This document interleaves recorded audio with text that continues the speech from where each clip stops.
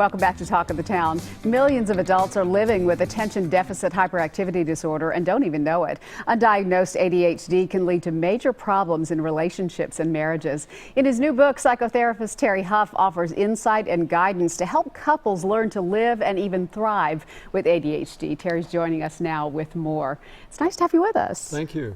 And you say right off the bat in this book that you're one of the folks that suffers with ADHD, but you're not really suffering. You're learning to live with it and actually thrive. I think I've learned to live with it. Yeah, and your wife would say so as well. I think she would. Yeah. Okay, so talk about ADHD, particularly adult onset ADHD. What's that like?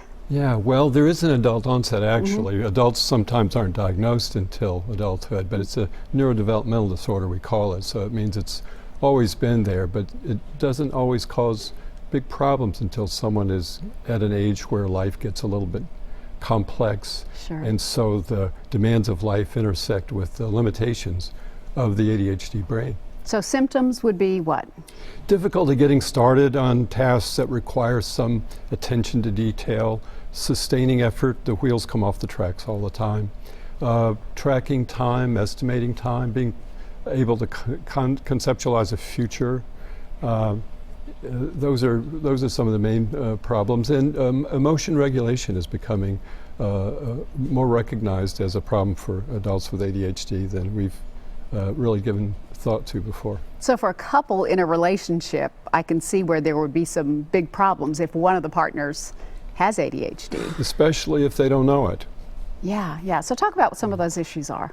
Well, often I see with couples with ADHD, one of the partners, the non-ADHD partner, becomes like a parent to their spouse. And interestingly, neither person wants that role.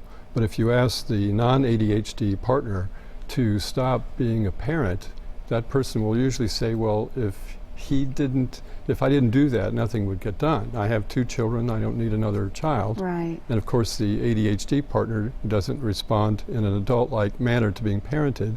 Usually they respond like a kid. And so it's easy to get stuck in that dynamic. Even when it comes to one person trying to get the other to go to treatment, they might push and nag, and then their partner is further away from being interested in that. Another thing that happens often is what I call the symptom response dynamic. Let's say that the ADHD partner forgets something important to his wife. Let's make him the male, the ADHD in this case.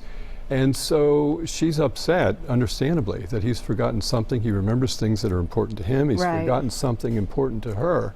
And so she's kind of cold to him for a few hours, and he's starting to get upset that she's not treating him well. So his getting upset with her is a response to her response to his symptom.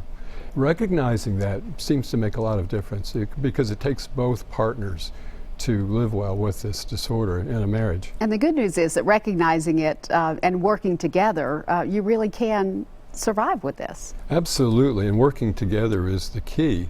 So it takes a little effort and understanding on both people's part to realize, hey, I'm affecting my partner in some negative way, both people. Sure.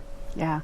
Good information in this book. It's called Living Well with ADHD. Thank you so much for being with us today. Thanks for having me. Appreciate it. Terry's going to be leading a workshop on ADHD and marriage. It's tomorrow from 8:30 to 12:30 at Brentwood United Methodist Church. If you'd like to register or if you'd like to order a copy of Terry's book, you can go to our website, newschannel5.com, where we will link you to Terry's website.